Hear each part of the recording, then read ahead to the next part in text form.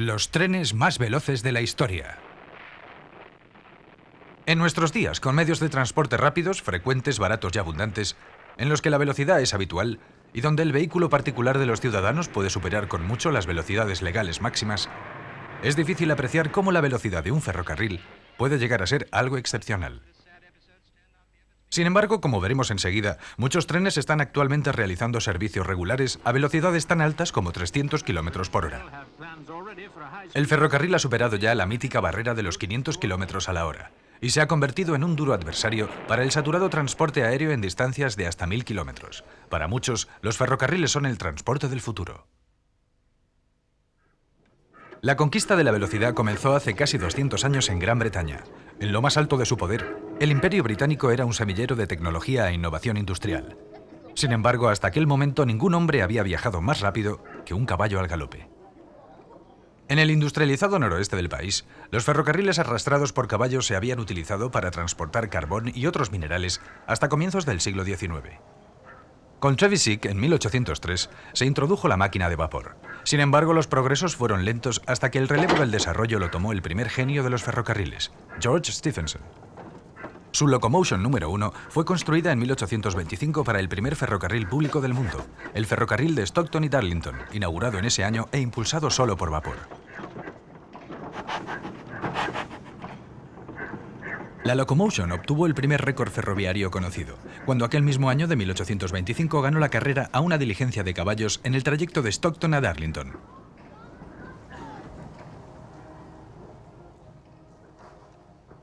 La Locomotion y sus hermanas eran caballos de hierro diseñadas para transportar cargas comerciales y consiguientemente no tenían una gran velocidad, pero obviamente fueron las máquinas más rápidas construidas hasta la fecha.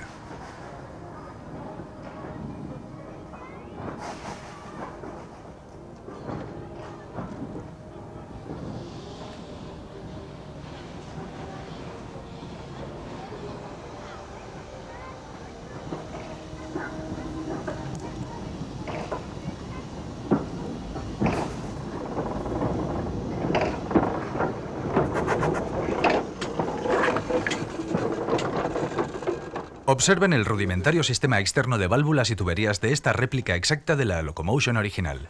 Provocaban una gran limitación en su velocidad. Stephenson y su hijo Robert se aplicaron al desarrollo de la locomotora de vapor durante la segunda mitad de la década, es decir, desde 1825. El progreso efectuado en 4 años fue increíble. La Rocket, construida en 1829, era completamente diferente a la Locomotion y fue diseñada ya pensando en las nuevas necesidades de velocidad.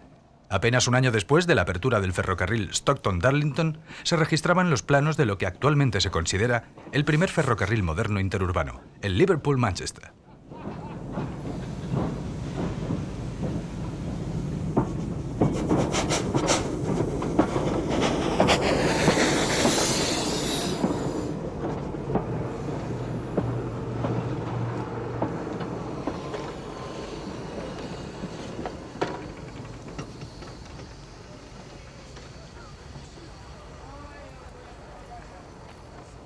El Liverpool-Manchester fue construido para transportar también pasajeros, no solo carga. Así, un año antes de su inauguración, en 1830, se abrió un concurso convocando a los mejores proveedores de locomotoras para remolcar sus trenes. Las famosas pruebas de Rainhill de octubre de 1829 son probablemente el más legendario evento ferroviario de todos los tiempos. Se presentaron 3 locomotoras. De 2 de ellas existen actualmente réplicas exactas, propiedad del Museo Nacional Británico de los Ferrocarriles en York. Solamente estas 2 fueron competitivas en las pruebas. La primera era la Novelty, de Timothy Hackworth. La podemos ver en cabecera de este tren.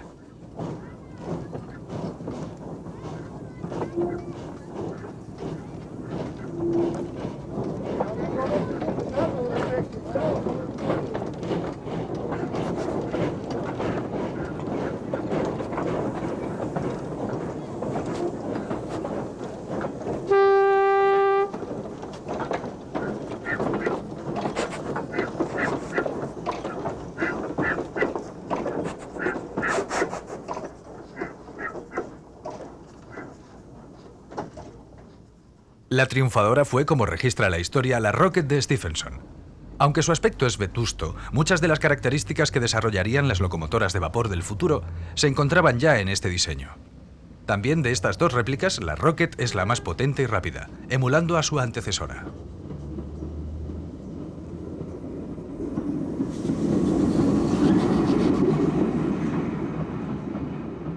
La Rocket ganó las pruebas de Rainhill con una marca de 46,8 km/h, desbancando con comodidad a sus rivales y consiguiendo una velocidad nunca vista hasta entonces.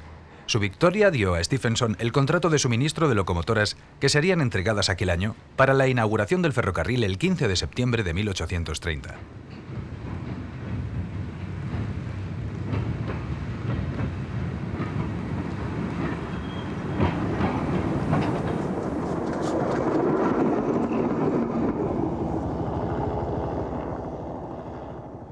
Pero aquella velocidad de la Rocket, sumada a la falta de conocimiento sobre las capacidades de las nuevas máquinas, originó que el día de la inauguración del ferrocarril, el miembro del Parlamento de Liverpool, William Haskinson, fuera alcanzado por la Rocket, resultando gravemente herido.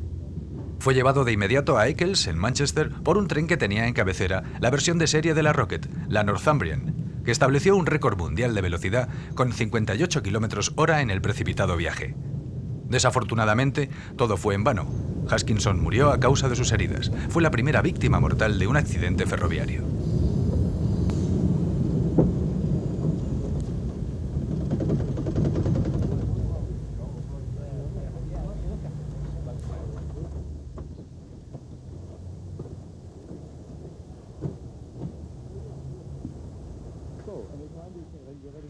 La Rocket de Stephenson fue solo el amanecer de la nueva era. El ferrocarril Liverpool-Manchester era admirado como una de las maravillas de la época, y su inmediato éxito extendió el desarrollo de los ferrocarriles por todo el mundo. Gran Bretaña estaba entonces en vanguardia y sus máquinas se extendieron dentro y fuera del país. Por todas partes surgían constructores de locomotoras, y el desarrollo fue extremadamente rápido. Cada nueva compañía ferroviaria pedía locomotoras más rápidas.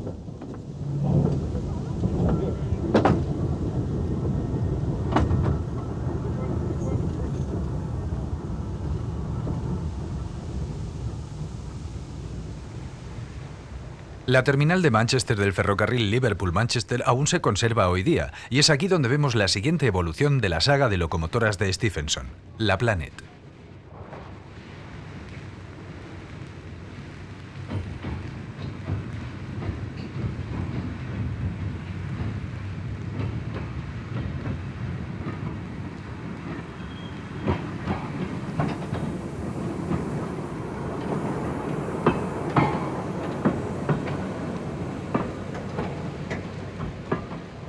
Se trata de otra réplica, igual que el segundo coche del tren. La Planet era el primer prototipo de una serie nueva de locomotoras y fue construida en 1830 para la inauguración del nuevo ferrocarril. El avance sobre el diseño de la Rocket es ostensible. Disponía de cilindros internos, bastidor exterior en sándwich y cojinetes, una combinación que reducía la alarmante tendencia a las sacudidas laterales circulando a velocidad que caracterizaba a la Rocket. Además tenía una caja de humos adecuada y topes y enganches en ambos extremos.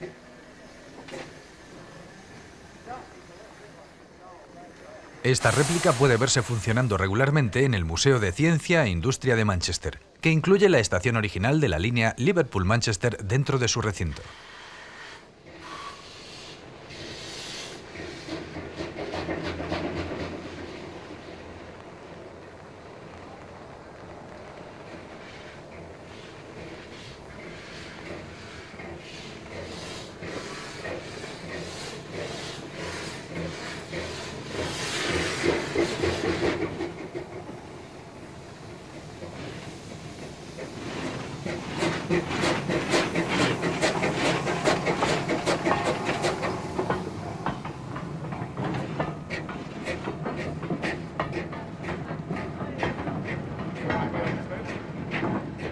En aquellos primeros días del ferrocarril, nadie pensó en la normalización.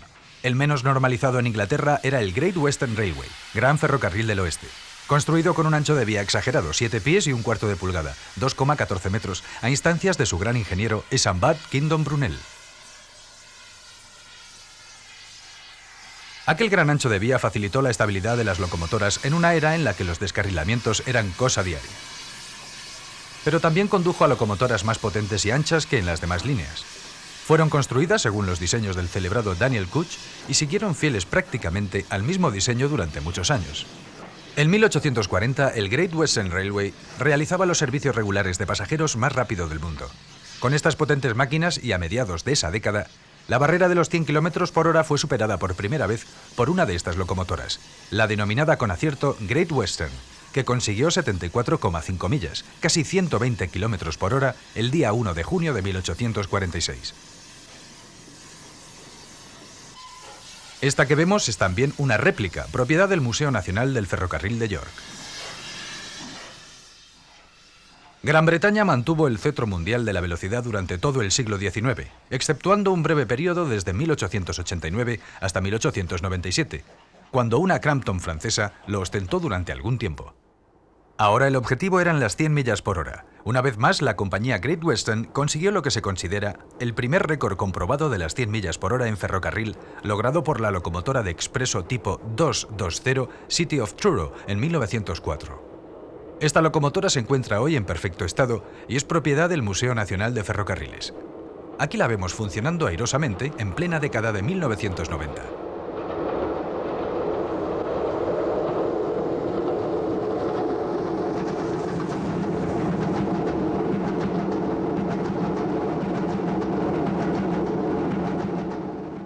El avance de la técnica del vapor vino como resultado de la lucha entre compañías.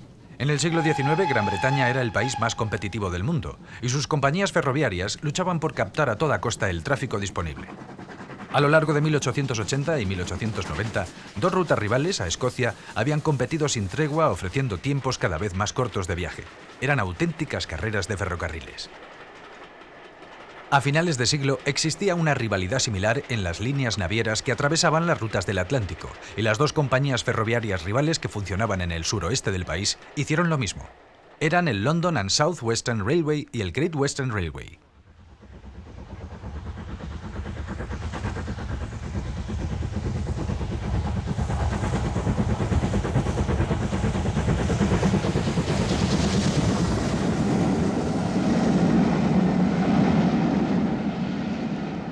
Curiosamente, las dos compañías ya habían alcanzado lo que parecía un acuerdo lógico de trabajo. El South Western transportaría pasajeros y el Great Western el correo. Cada uno de ellos tenía una ruta independiente desde Plymouth, en cuyos muelles atracaban grandes transatlánticos, hasta Londres.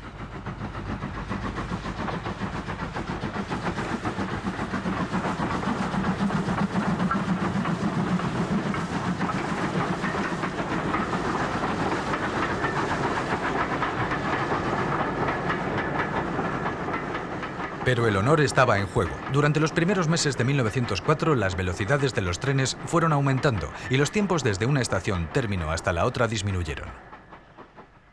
El 23 de abril de 1904, la South Western llegó a Waterloo en 4 horas y 3 minutos, mucho menos que el Great Western. Pero exactamente una semana más tarde, la Great Western obtuvo su venganza, reduciendo en 7 minutos el tiempo de su rival. Era un viaje normal, pero para el siguiente tren, el del 9 de mayo de 1904, se preparó algo especial. El tren debía transportar el oro que traía un carguero alemán que había atracado en el muelle de Plymouth ese día. Y el jefe de locomotoras de la Great Western, George Jackson Chatsworth, arengó a su dotación para que se emplearan a fondo en aquel viaje. El resultado hizo historia. Chatsworth se las arregló para que el muy conocido cronista de tiempos y velocidades de los ferrocarriles, Charles Bruce Martin, viajara en un vagón especial detrás del City of Truro, y en el descenso de Wellington Bank, en Somerset, registró una velocidad punta de 102,3 millas, 164,6 km/h.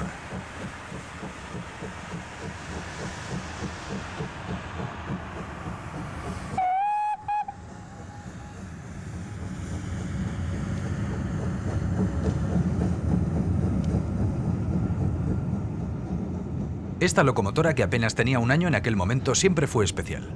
Hacía el número 2000 de las construidas en los talleres de la Great Western en Swindon, y fue una de las máquinas con las que se iniciaron los grandes planes de futuro de Chatsworth. A pesar de su hoy arcaico doble bastidor, tenía cilindros y válvulas de pistón modernos, y montaba la primera caldera en forma de uso de Chatsworth.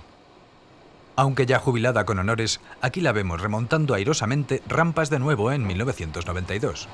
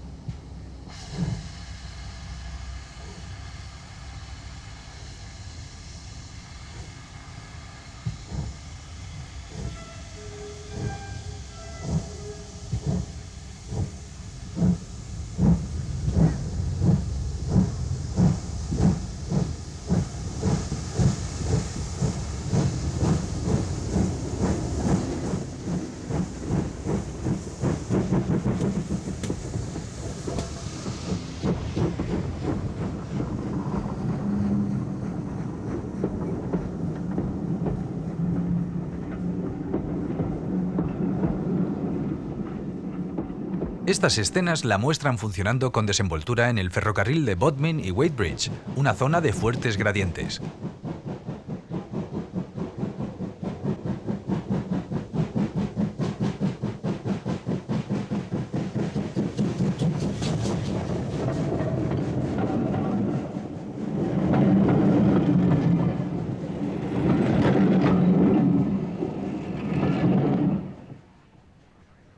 Las temerarias carreras entre expresos de comienzos del siglo XX tuvieron un fin trágico. En las primeras horas del 1 de julio de 1906, un tren de la compañía Southwestern, el Boat Express, ocasionó un desastre en Salisbury, muriendo el maquinista, el fogonero y otras 26 personas. También murieron allí las carreras, que quedaron prohibidas. La Great Western afirmó que no volvería a intentar batir récords, falso como veremos.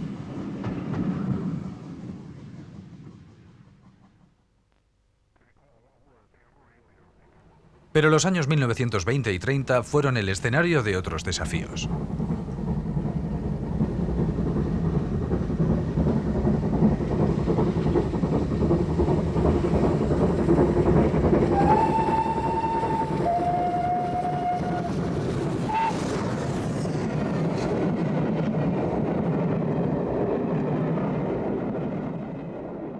Esta vez, la Great Western proclamó que disponía del tipo de locomotora más potente de Gran Bretaña.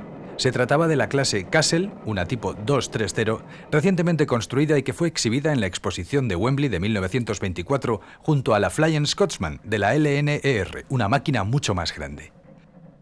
Llevaba una placa que declaraba su mayor esfuerzo de tracción, la medida usual de potencia en la época. El resultado fue un desafío por parte de la LNER a la Great Western para comprobar tal superioridad, lo cual se consiguió.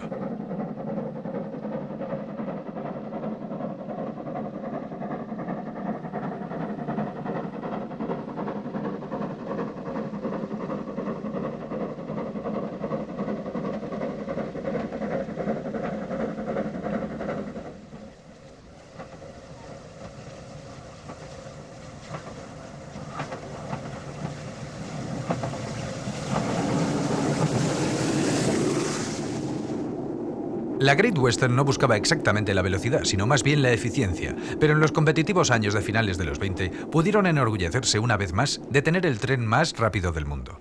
Este audaz calificativo fue ganado por el Cheltenham Spa Express, que cubrió las 77,3 millas finales de su viaje en 70 minutos, con una velocidad media de 66,2 millas, 106,5 km/h. Efectivamente, el tren más rápido del mundo en 1929. Estas imágenes de un noticiario del Cheltenham Flyer, como se le conocía popularmente, fueron filmadas a comienzos de la década de 1930, después de haber arrebatado el récord en 1931 a la Canadian Pacific. De hecho, el título del noticiario era Otro triunfo de velocidad para Gran Bretaña. El Cheltenham Flyer arrebata el récord a la Canadian Pacific.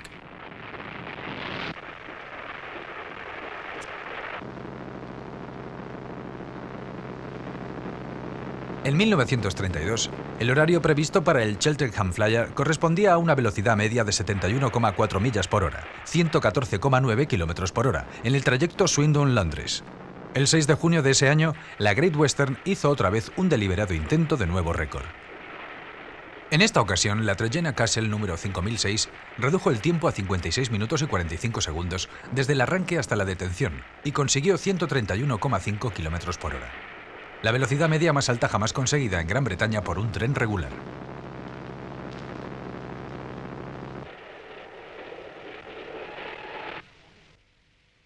Pero la compañía LNER, orgullosa propietaria de la Flying Scotsman, que había sido humillada por la Castle de la Great Western, había aprendido bien la lección.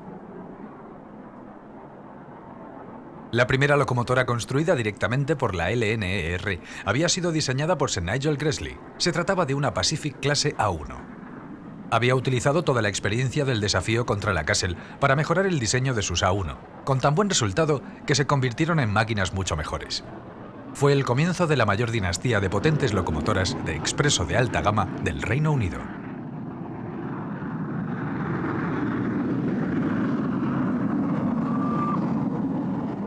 Esta es la Flying Scotsman original, actualmente en perfecto estado y probablemente la locomotora más famosa del mundo.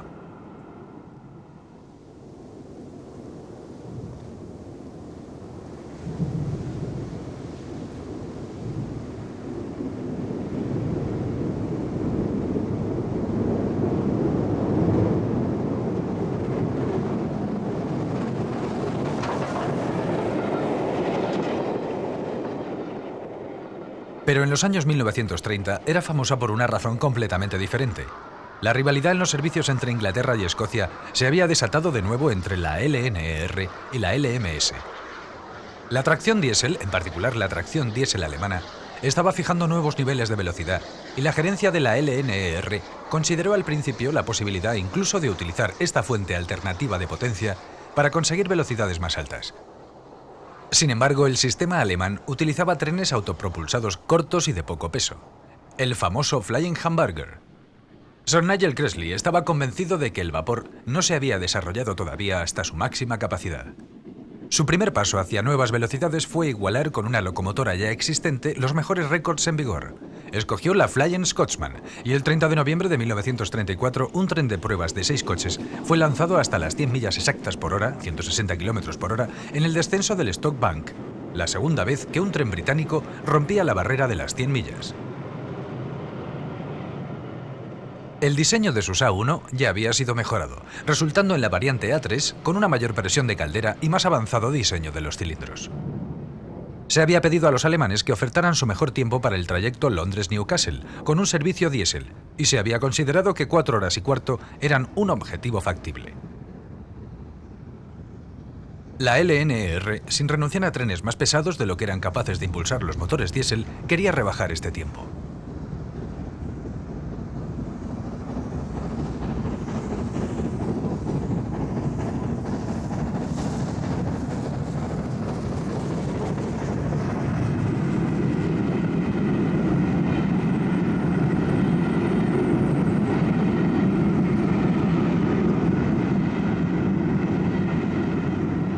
Así, el 5 de marzo de 1935, una A3 mejorada, la Papyrus, número 2750, se puso a prueba en las 268 millas entre Londres y Newcastle, con otro tren de pruebas de 6 coches.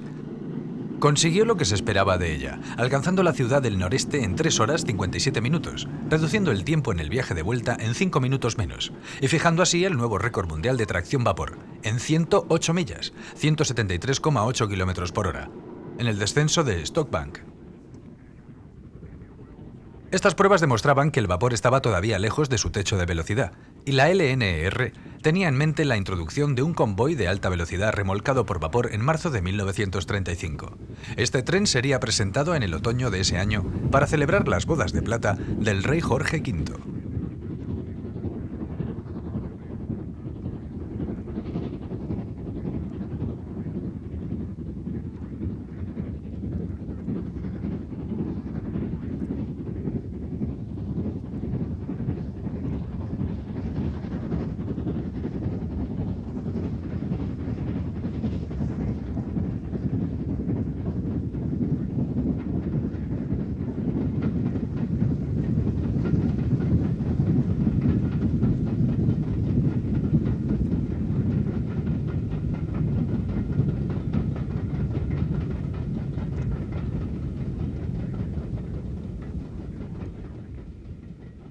Los experimentos con la Flying Scotsman y Papyrus formaban parte de las investigaciones de Sir Nigel Gresley para conseguir velocidades más altas.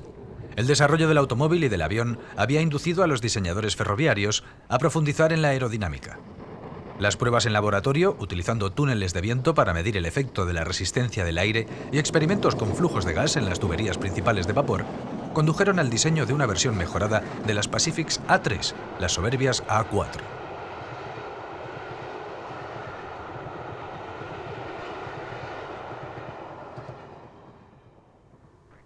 El resultado, presentado el 27 de septiembre de 1935, era el primer tren completamente aerodinámico, el Silver Jubilee.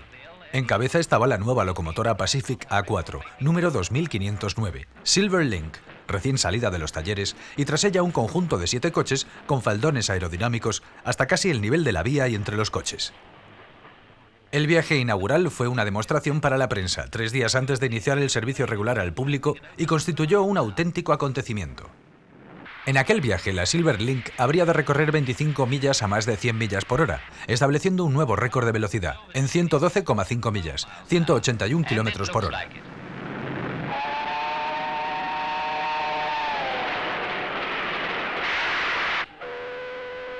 Tal fue el éxito de las Pacific A4 que se presentó una serie más para el servicio general, incluyendo la Golden Eagle, Águila Dorada, La excitada voz del locutor del noticiero de la época nos lo indica todo. This is the type of engine that will work the Coronation Expresses and bring thousands down from the north to take part in the great celebrations. Las locomotoras aerodinámicas fueron también destinadas a otras líneas. Los festejos de la coronación de Jorge VI en 1937 originaron un virulento rebrote de la rivalidad entre la LMS y la LNER. Esta última puso en servicio el tren oportunamente denominado Coronation, de cuidadosa forma aerodinámica, remolcado por Pacifics A4, bautizadas al efecto con nombres de países miembros del Imperio Británico. La rivalidad entre la LMS y la LNER también se mantenía en las líneas del oeste de Inglaterra. Fue a principios de los años 30 cuando la LMS consiguió construir locomotoras de alta potencia tipo Pacific, es decir, de rodaje 231, que pudieran plantar cara con garantías a las A1 y A4 de la LNER. En 1936, la LMS solo disponía de 12 de tales ejemplares, cuya serie fue denominada Princess Royal. De ellas, solo 2 han llegado hasta nuestros días. Esta es una, la Princess Elizabeth.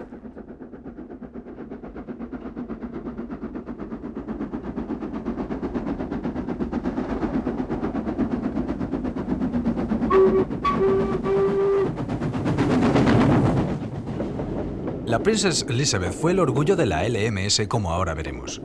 Fue la construida en segundo lugar de su clase y uno de los 2 prototipos hechos siguiendo el diseño de Sir William Steiner. La línea principal de la LMS estaba constituida por los 645,8 kilómetros que enlazaban London Euston y Glasgow Central. Su locomotora Cameronian, la número 6113 de la clase Royal Scot, había hecho este trayecto sin paradas en 1928 y ostentaba el récord mundial del recorrido más largo sin paradas efectuado por locomotora alguna. Como resultado de la guerra de 1930, la LMS decidió presentar su propio tren aerodinámico en esta ruta a partir de 1937, para celebrar también la coronación de Jorge VI, y lo llamó Coronation Scot. Era necesaria una versión nueva, más potente, de aquellas princesas, y por ello Sir William Steiner procedió a revisar su diseño con vistas tanto a alargar su capacidad de recorrer largas distancias como para aumentar su velocidad.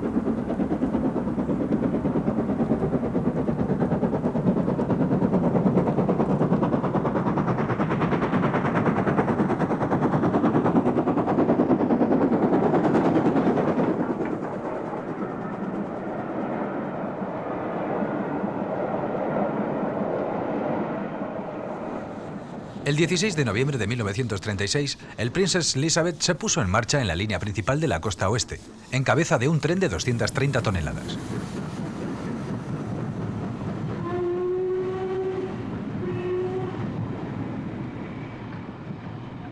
El objetivo consistía en probar si era factible un tiempo de 6 horas y media entre las 2 ciudades para el tren aerodinámico propuesto. La Princess Elizabeth hizo que la LMS se sintiera orgullosa, reduciendo tal tiempo en más de 1 hora en dirección norte y en no menos de 3/4 de hora en el viaje de vuelta. Hizo un promedio de 112,6 km por hora a lo largo de los 2 trayectos de 645,8 kilómetros.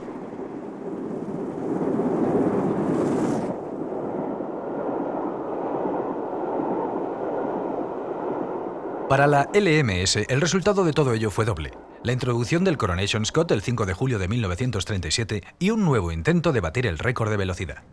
Se preparó un gran despliegue de publicidad, ya que su adversaria, LNER, pretendía también introducir su Coronation por aquellos días, y se dispuso un viaje inaugural para la prensa el 29 de junio de 1937.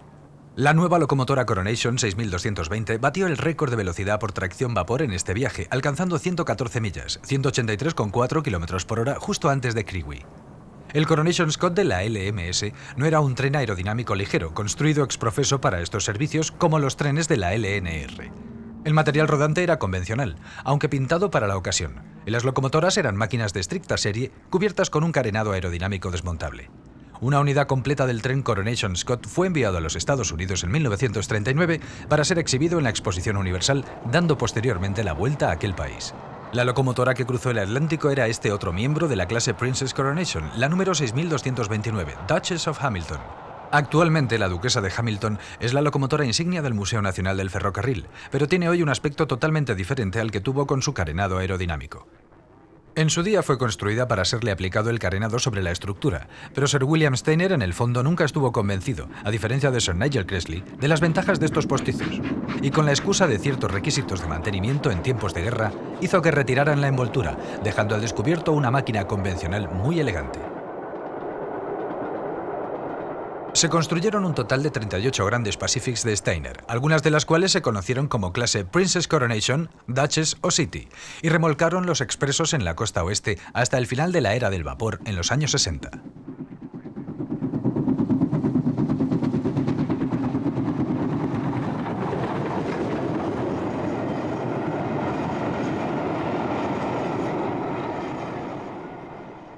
En tiempos de guerra trasegaron tonelajes récord, arrastrando en tracción simple trenes de hasta 18 vagones, con los que eran capaces de atravesar las fuertes pendientes de Shap y Bitok.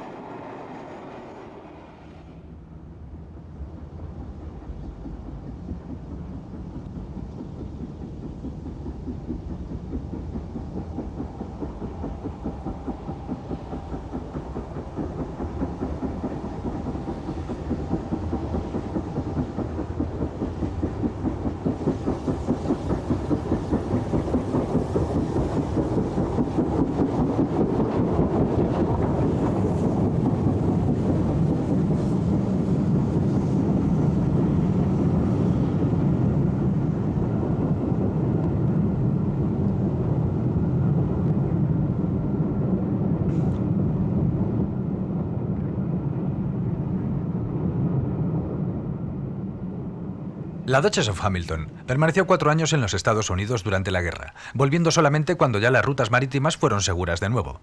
Durante aquella época fue equiparada a diversas máquinas norteamericanas de la mayor categoría. Los Estados Unidos habían estado en cabeza de los trenes de alta velocidad en la década de 1930, y el desarrollo de las máquinas de vapor y diésel había sido rápido debido a la naturaleza competitiva de sus grandes compañías ferroviarias.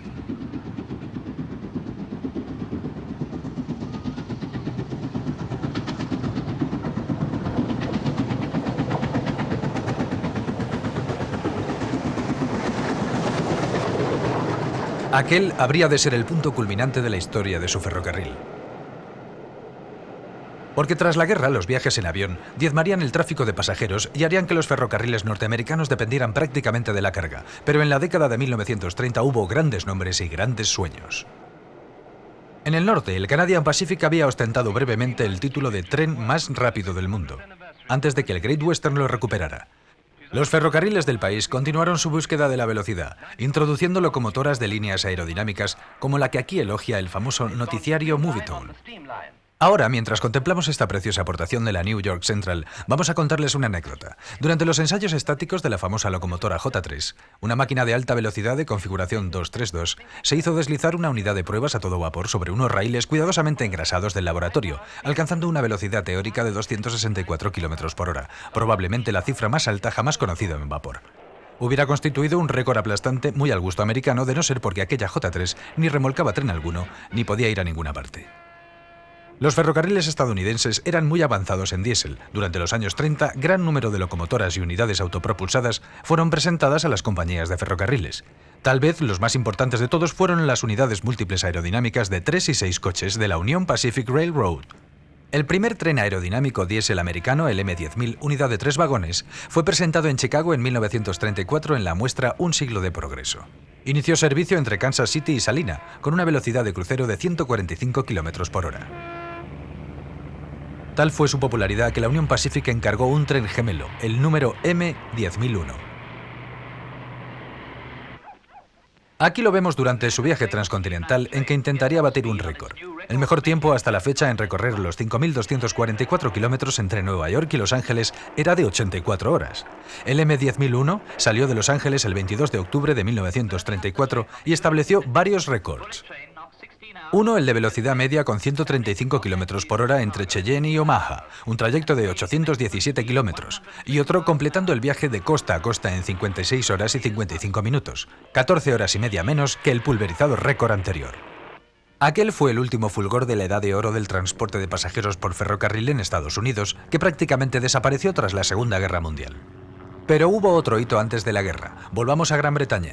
La rivalidad entre la LNER y LMS seguía siendo feroz, hasta que en 1938 la LNER consiguió de una vez por todas el récord definitivo con otra de sus locomotoras aerodinámicas inmortales, esta Pacific A4 número 4468 Mallard.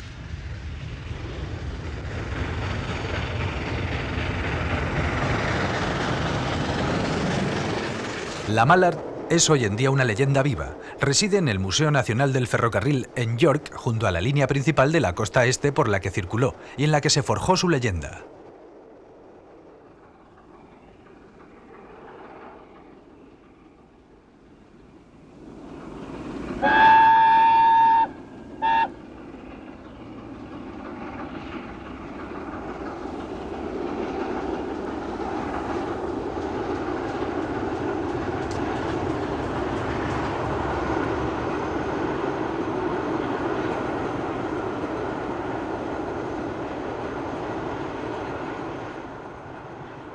Estas escenas fueron filmadas en 1988, el año conocido para los entusiastas de los ferrocarriles como Mallard 88, cuando hizo una serie de viajes especiales alrededor de Gran Bretaña, celebrando el cincuentenario de su sorprendente hazaña de velocidad en 1938. Desde entonces detenta el récord mundial de velocidad a vapor.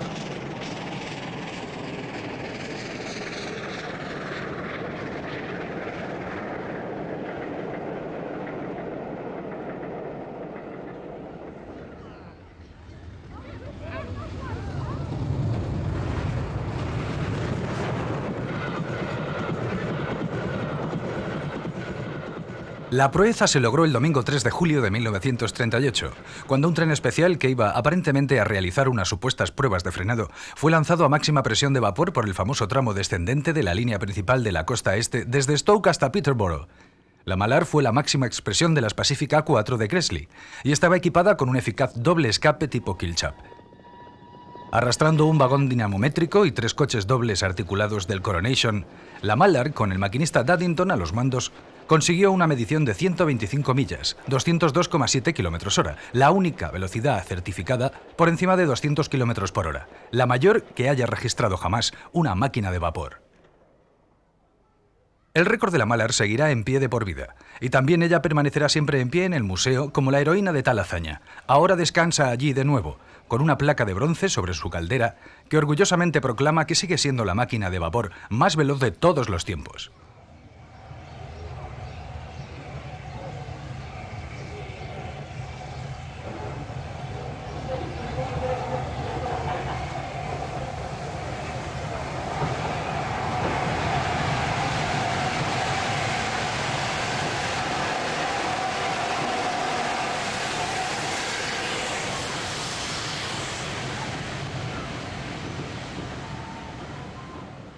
Tras la Guerra Mundial, los ferrocarriles británicos, devastados por los ataques aéreos, tardaron años en recuperarse. El vapor dominó la primera década de la posguerra, llevándose los honores de nuevo las A4, y consiguiendo una de ellas, durante ese periodo, un registro de 180,2 km a la hora.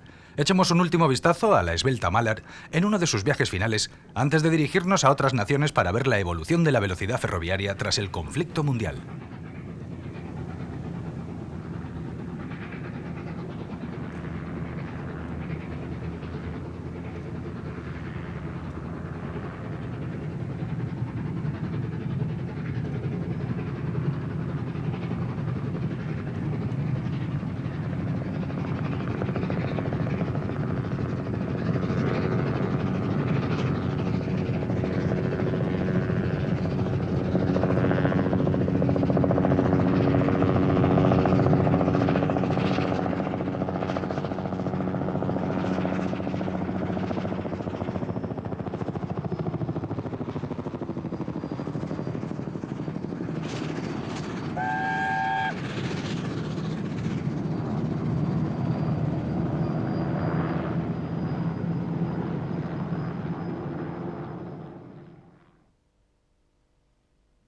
La nueva era de los ferrocarriles comienza en la segunda mitad del siglo XX y se inició en Japón, pionero de la alta velocidad.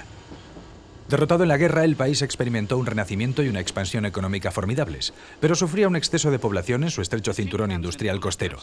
Sus viejos ferrocarriles, construidos con un ancho de vía métrico inglés de 3 pies y 6 pulgadas, es decir, 1067 milímetros, sufrieron la sobrecarga del boom económico. En particular el Tokaido, línea Tokio-Osaka, que disponiendo solo del 3% del kilometraje de la red japonesa, debía soportar casi una cuarta parte del tráfico total. Se tomó una solución drástica: construir un nuevo tendido en el ancho de la vía estándar del resto del mundo. Una vez inaugurada en los Juegos Olímpicos de Tokio en 1964, este nuevo Tokaido se convirtió en una de las maravillas ferroviarias del mundo. El nuevo Tokaido fue diseñado para una velocidad máxima de 210 km por hora y carecía de señalización convencional. Toda la información se representa en una pantalla en cabina. El inmediato éxito condujo a proyectar líneas Shinkansen adicionales, cuyos trenes eran popularmente conocidos como los trenes bala. La siguiente inauguración tuvo lugar en 1972. Cada nueva línea era capaz de mayores velocidades regulares, alcanzándose los 300 km por hora, 186,2 millas por hora en 1993. En 1991, el récord de velocidad del Shinkansen fue registrado en 336 km por hora, una marca que en esa época ya había sido batida por los trenes europeos, como luego veremos. La otra nación derrotada en la Segunda Guerra Mundial, Alemania, siempre estuvo en la vanguardia ferroviaria. Un prototipo de automotor eléctrico, AEG, consiguió no solo el récord en tracción eléctrica, sino el absoluto de velocidad mundial. Ocurrió en 1903, un año antes de que la humeante City of Truro lograra las primeras 100 millas por hora. Los 210 km/h que registró el AEG ya nunca serían superados por locomotora de vapor alguna. También fue un evento internacional el que devolvió a la actualidad la velocidad en las vías alemanas con motivo de una exposición internacional celebrada en Múnich en el verano de 1965. Se puso a prueba una locomotora eléctrica E03 en una demostración para la prensa. Esta fue la primera operación no experimental de 200 km por hora en Alemania. La E03 cubriría los 70 kilómetros entre Múnich y Ansberg en 26 minutos justos, de arranque a parada, con una media de 140,8 km por hora. La serie 103, como se denominó finalmente a las hermanas de la E03, fueron las primeras locomotoras de alta velocidad de Alemania en la posguerra. Una de ellas, la 103-118, logró el récord de locomotoras eléctricas alemanas el 13 de septiembre de 1973, con 252,9 km por hora, arrastrando 3 vagones experimentales. Pero estos progresos alemanes produjeron algo más, un gran debate nacional sobre el verdadero valor de la alta velocidad. A la Deutsche Bundesbahn le costó obtener permiso para construir líneas de alta velocidad. Una de ellas era la Mannheim-Stuttgart, autorizada en 1977, inaugurada parcialmente en 1987 y no terminada hasta 1991.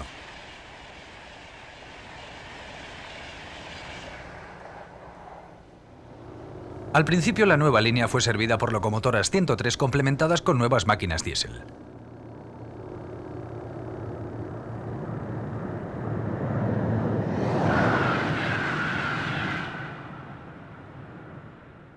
La línea estaba preparada para 300 km por hora, pero su larga gestación obligó a pactar que su uso quedara compartido con trenes de carga y otros convoyes de pasajeros. Sin embargo, se había logrado por fin construir trenes de alta velocidad.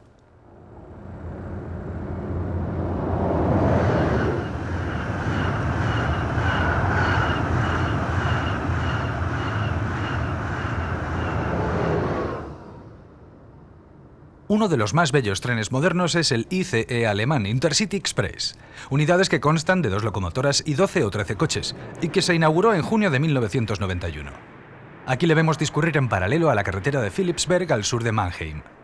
La línea continúa hacia el sur y se divide en 2 ramales, uno hasta Karlsruhe y otro hasta Estrasburgo, mientras que la nueva línea, conocida como Neue Strecke, o NBS más brevemente, se dirige por la ruta central hacia el sureste a través de los bosques.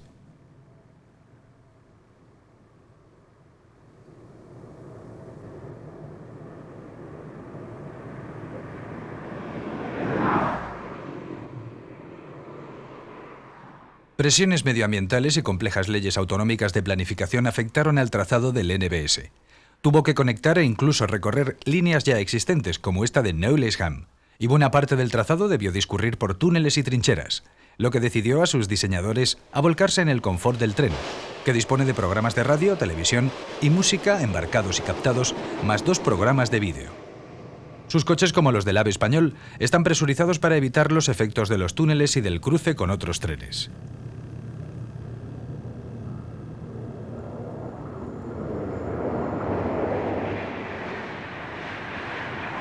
La polémica sobre el Intercity Express parece haber remitido ya. Durante algún tiempo, en la década de los 80, su primera unidad experimental, la ICE, ostentó el récord del mundo con 406,9 km por hora, logrados el 1 de mayo de 1988. Pero como pronto veremos, Francia no tardó en superar esa marca. Volvamos ahora a la vieja enemiga de Alemania, Inglaterra. Durante los años 40, 50 y 60, British Rail tuvo que luchar a fondo para mantener vivos los ferrocarriles en el propio país que los inventó.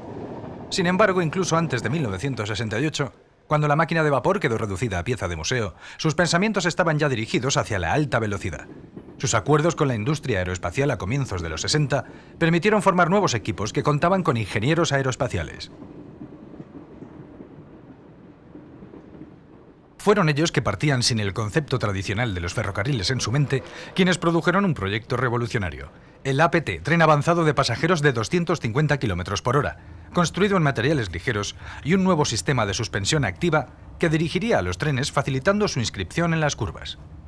Además, los vagones se inclinarían automáticamente sobre sus bogies, permitiendo al tren negociar las curvas existentes sin necesidad de adaptarlas para alta velocidad. La inclinación le daría además al pasajero la impresión de una velocidad más baja de la real.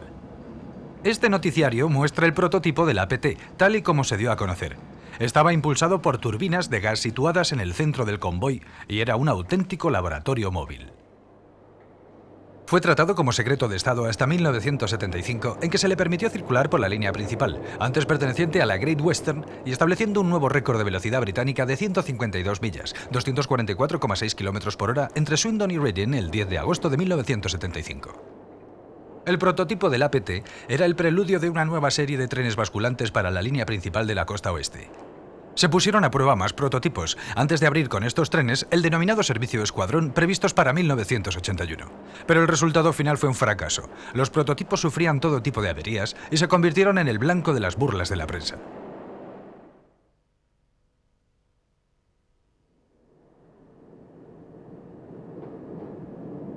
El proyecto fue finalmente arrinconado en 1985, siendo este uno de los últimos viajes después de una rueda de prensa en la que se afirmaba que los problemas se habían resuelto. La línea principal de la costa oeste no se recuperó nunca.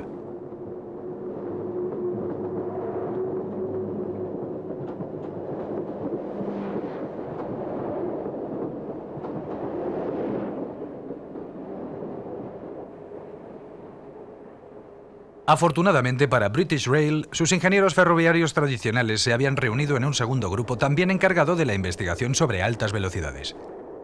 Adoptaron la tecnología convencional de locomotoras diésel y produjeron el tren de alta velocidad HST.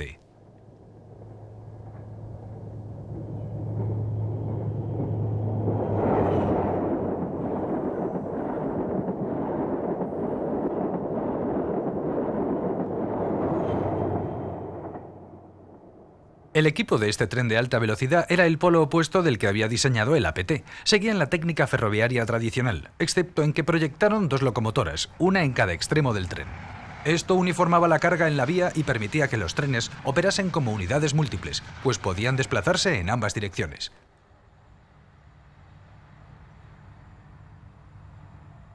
El desarrollo del HST, tren inglés de alta velocidad, fue breve. Apenas transcurrieron 2 años desde el inicio del proyecto hasta la presentación del prototipo, que inmediatamente fijó el nuevo récord mundial de velocidad con tracción diésel en 230 km/h el 11 de junio de 1973.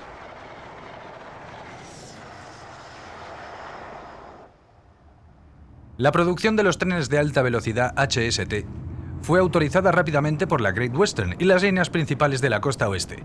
Fueron presentados por primera vez con el nombre de Intercity 125 en la ruta de la Great Western en 1977.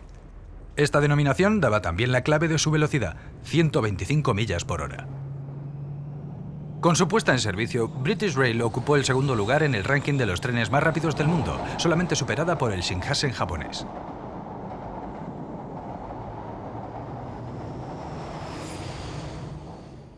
Sin embargo, el objetivo prioritario de British Rail era la electrificación de todas sus líneas principales. La línea principal de la costa este recibió su catenaria en el curso de una década, lo que desplazó al Intercity de la cresta de la ola.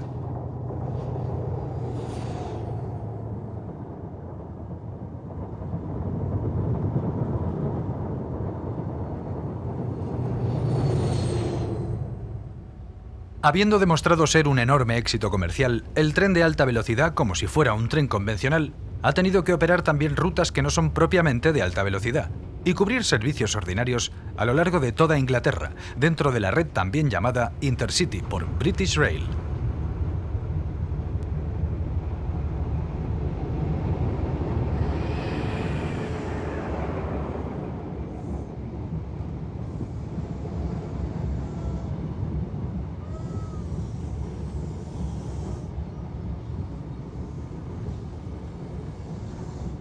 Anteriormente eran otras máquinas diésel las que cubrían estos servicios, pero hoy han sido destinadas a locomotoras de apoyo de la siguiente generación de trenes de alta velocidad de British Rail, cuando circulan por líneas no electrificadas.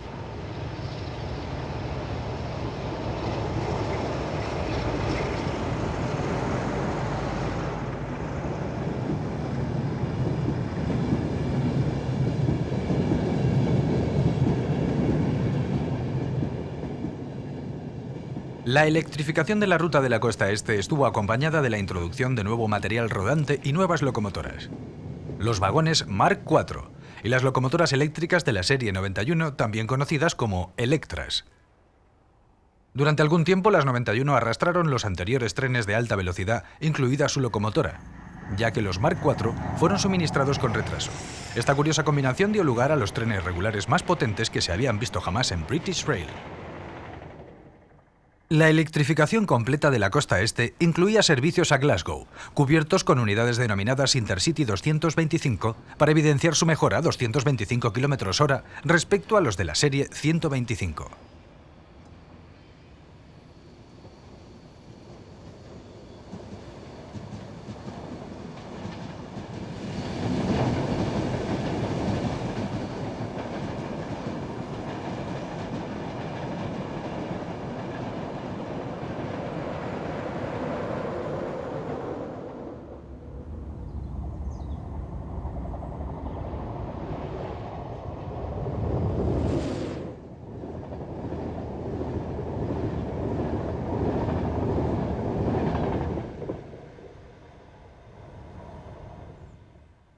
El 225 utiliza una locomotora independiente que puede también remolcar otros trenes, como se puede ver aquí.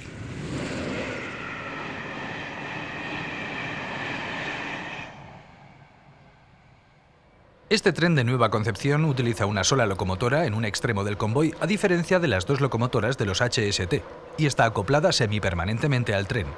En el otro extremo del tren está el DVT Driving Van Trailer, vagón no motorizado con cabina de conducción y espacio para correo y paquetes. La locomotora 91 puede operar en tracción múltiple.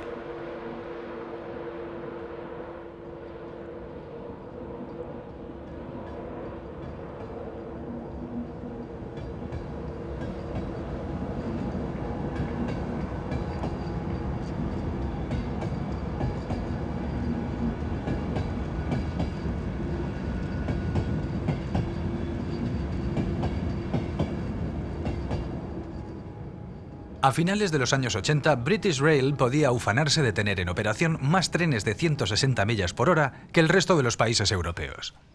Para colmo, una Electra Serie 91 consiguió el nuevo récord británico de velocidad, 260,10 km/h, exactamente en el mismo punto de la línea principal de la costa este en que la Mallard estableció su histórico récord de tracción vapor.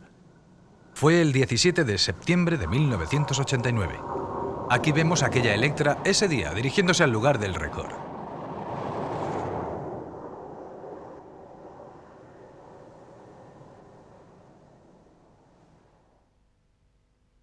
Pero ahora dirijamos nuestra atención al que es tal vez el más conocido de los trenes de alta velocidad, el tren francés TGV, abreviatura de Train à Grande Vitesse.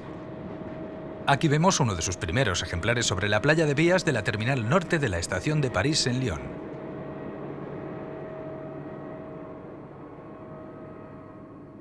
Desde la Segunda Guerra Mundial, Francia ha estado en vanguardia de esta técnica. No en vano, ya en 1955, los franceses establecieron la mejor marca mundial de velocidad ferroviaria con 331 km a la hora, que no fue superada hasta 25 años después, y también por un tren francés. Pero no siempre ha sido así. Las compañías francesas de ferrocarriles, sumidas en una tradicional rivalidad, de manera parecida a lo que le sucedía a los grandes ferrocarriles británicos, no estuvieron en la avanzada de la velocidad durante el periodo entre guerras.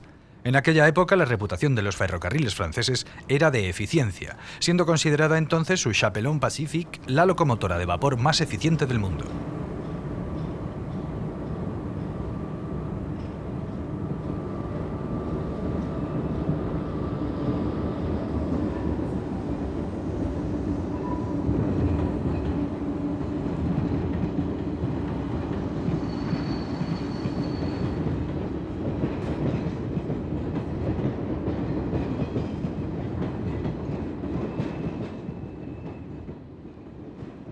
Sin embargo, mientras que Alemania y los Estados Unidos estaban explotando la tecnología diésel para producir trenes más rápidos sobre las vías tradicionales, en Francia se contemplaba la electrificación como el camino a seguir, y a pesar de estar limitada la tracción vapor a 120 km por hora, unas pruebas justo antes de la guerra, en 1938, dieron como resultado 185 km por hora con una locomotora eléctrica.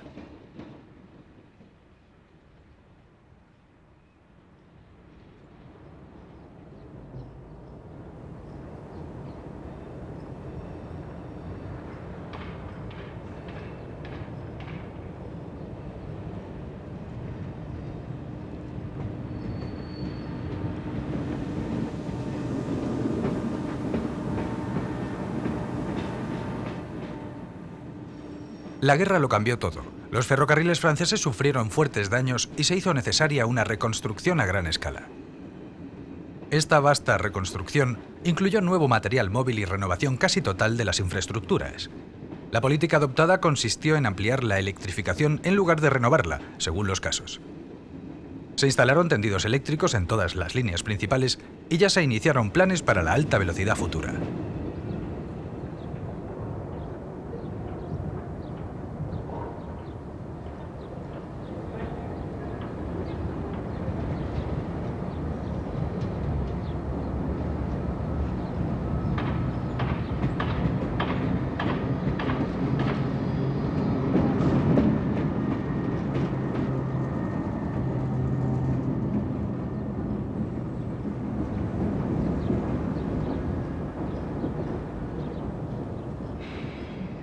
Muchas líneas francesas tradicionales eran adecuadas para velocidades más altas de las que se utilizaban, y aquella reconstrucción permitió ponerlas al día.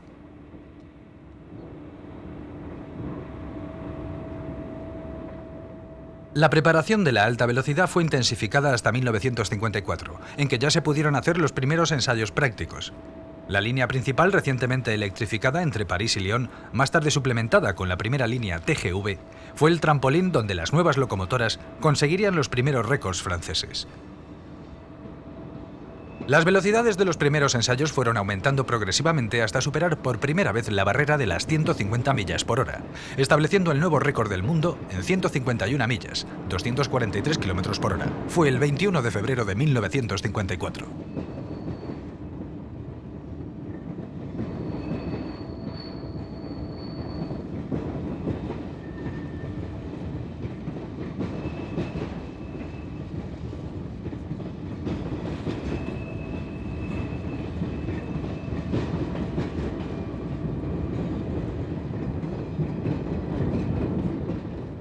Una vez lograda esta primera meta, los ingenieros franceses se dispusieron a probar cuál sería el máximo en la práctica.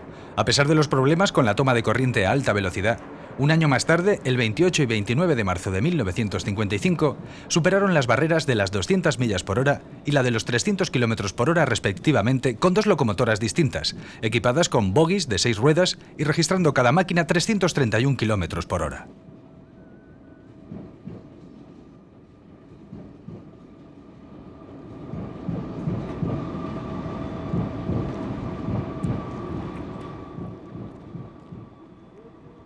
Se demostró así que la electrificación podía producir trenes de muy alta velocidad, de manera que la SNCF puso en marcha un plan para aumentar las velocidades, aunque solo destinado en principio a elevar las velocidades medias en toda la red. En 1967 se inició el servicio diario de 200 km por hora en una parte de la línea principal de París a Toulouse. Pero las investigaciones de los ingenieros franceses les llevaron al convencimiento de que la forma más eficaz de utilizar las posibilidades de la alta velocidad consistía en construir líneas completamente nuevas para uso específico de la gran velocidad, dejando los tendidos tradicionales para tráfico local y carga. Así nació la TGV. El concepto consistía en construir líneas nuevas en campo abierto, pero compartiendo la vía con el tráfico tradicional en el terminal del trayecto. Desde la estación de Lyon, la ruta del primer TGV circulaba sobre la infraestructura existente durante los primeros 29 kilómetros hasta las afueras de París, y allí tomaba la nueva línea de alta velocidad, construida al efecto con un recorrido de 417 kilómetros en dirección sur. Comenzando desde cero, los ingenieros pudieron efectuar su planificación sin las limitaciones de tener que aprovechar el tendido existente. La nueva línea estaba destinada a tráfico de larga distancia, así que en lugar de buscar núcleos de población para aprovechar su tráfico, fue trazada evitando ciudades y pueblos. En su ruta solamente hay 2 estaciones intermedias, Masson y Montcharin-Marceau-les-Mines, evitando acercarse hasta la más pequeña aldea a menos de 240 metros.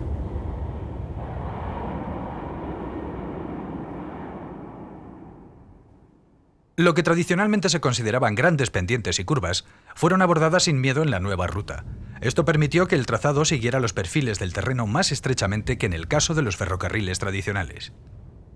No había túneles y los cortes y terraplenados estaban reducidos al mínimo. Las investigaciones demostraron que la elevada inercia de los trenes circulando a alta velocidad y el hecho de no tener que detenerse y arrancar en frecuentes estaciones intermedias hacían practicable un trazado con curvas y pendientes.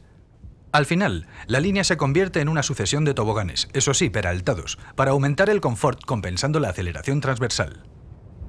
Pero tanto el peralte como las rampas hacen que la nueva línea no sea apta para trenes de mercancías ni para los convencionales de viajeros. Solo pueden circular por ella trenes de alta velocidad. Fueron minimizados ruidos y daños medioambientales, lo que resultó más fácil al atravesar la línea zonas escasamente pobladas. La rampa máxima permitida en las especificaciones del TGV era de 35 milésimas. Las autopistas rara vez superan las 40 milésimas. De manera similar, el radio mínimo de las curvas era solo ligeramente mayor que el mínimo de las autopistas, 4.000 metros. El nuevo material rodante debería también ser compatible con el tradicional, sin mecanismos de basculación, aunque los coches intermedios debían ser articulados. Esta primera línea de TGV fue presentada en 1969 y propuesta al gobierno francés en 1970. El éxito posterior de otras rutas de TGV ha borrado ya el recuerdo de la gran oposición inicial a esta nueva ruta, que hizo que su construcción no comenzara hasta 1976. La inauguración no tuvo lugar hasta 1981, inicialmente con una velocidad máxima en servicio de 260 km por hora.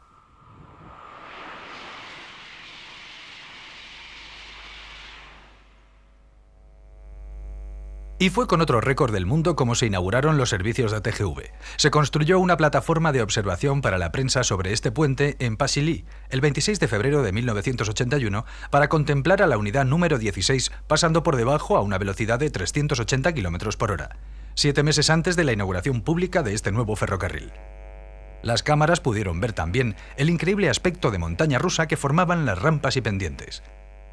Las velocidades medias para inaugurar los servicios fueron gradualmente aumentadas, así como la velocidad máxima, que llegó a 270 km por hora en 1983.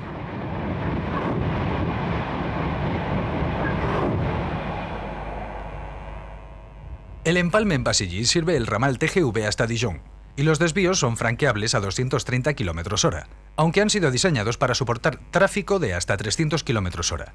El empalme es, naturalmente, del tipo de salto de carrera.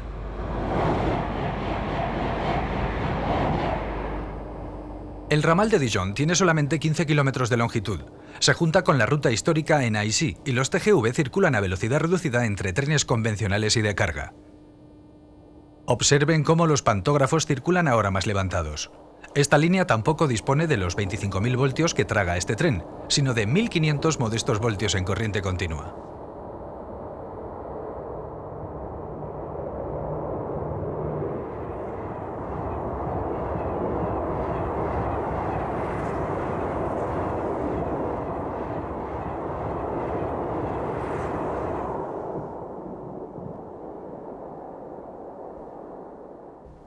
La segunda línea TGV tenía que haber sido la de París a los puertos del Canal de la Mancha, pero el gobierno laborista inglés de los años 70 canceló las obras en el túnel del canal y la atención francesa se dirigió entonces a la parte occidental del país.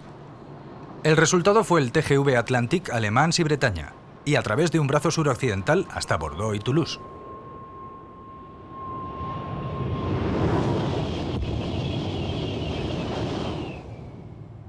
Compartiendo el trazado con las autopistas en gran parte de su recorrido y atravesando campos poco accidentados, el TGV-A tiene pendientes modestas entre 15 y 25 milésimas.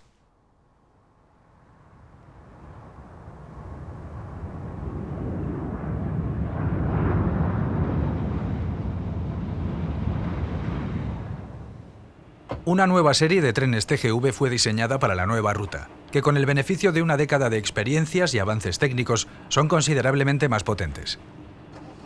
Estas unidades Serie 300 tienen 2 coches adicionales y se distinguen por su librea azul y plata, que se ha convertido en estándar para la alta velocidad. No se limitan a las rutas del TGV-A y también operan en la línea original TGV-PSE, París-Sud-Est, junto con unidades anteriores.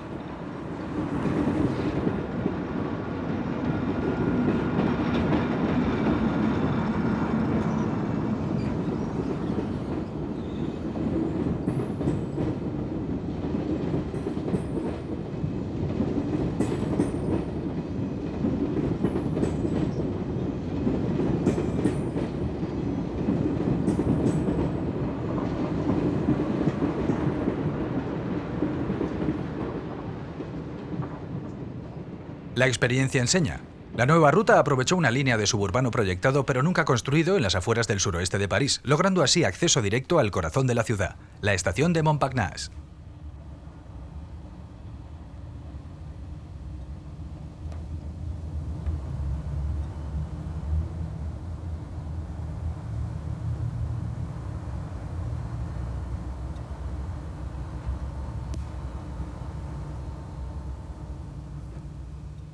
Una vez más, las unidades son articuladas, lo cual hace que los vagones adyacentes no oscilen independientemente, sino juntos. A pesar de la desventaja práctica de no poder retirar del convoy los vehículos que no funcionen bien, las ventajas de reducción de peso y mayor comodidad para los pasajeros compensan el problema.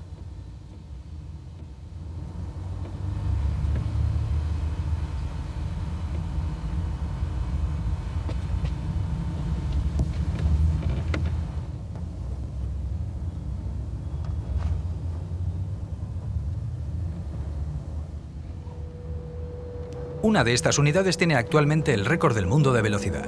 Los franceses consiguieron marcar un hito ferroviario para la historia el 18 de mayo de 1990, cuando el TGV-A número 325, convenientemente aligerado, consiguió una velocidad superior a los 500 km por hora, situando el actual nuevo récord en 515,3 km por hora, que también supera la imponente barrera de las 300 millas, pues son 320,26 millas por hora.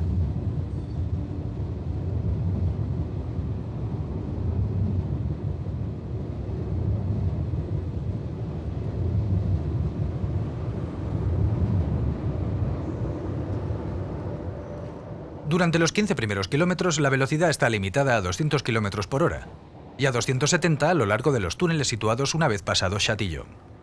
Fueron construidos cumpliendo las peticiones de los verdes. También reducen el factor de ruido en las áreas urbanas.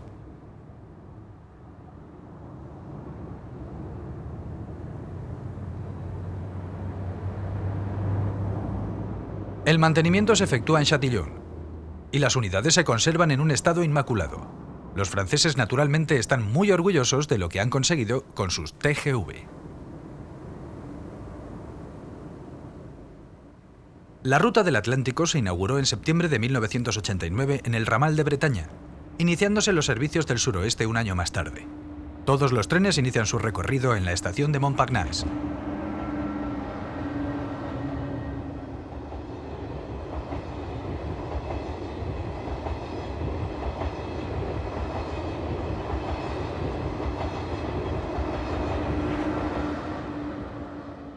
La siguiente ruta construida fue la TGV Norte, el ansiado empalme con el túnel del canal, que se había retrasado.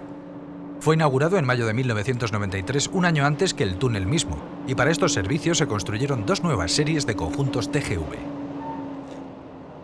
Lo más innovador fueron las unidades de 2 niveles, 100 de las cuales entrarán en servicio. Esto permite transportar más carga de pago en la misma longitud de tren de las primeras unidades PSE y evita tener que aumentar la longitud de las estaciones de la ruta original, desde las cuales parten hacia el norte vía una nueva línea TGV en el perímetro este de París, a la línea de interconexión TGV. Esta es la unidad prototipo siendo sometida a pruebas. Adicionalmente, el TGV Norte tendrá una serie de unidades convencionales denominadas TGV-R, Red, es decir, para poder circular por cualquier punto de la red francesa de ferrocarriles. Se denominan Serie 500 y son similares a las unidades TGV-A, pero con 8 vagones intermedios. Este es un TGV-R en los talleres de fabricación de GEC Alstom en el este de Francia, junto a la nueva generación de TGV, las unidades compatibles con el túnel del canal denominadas TMST.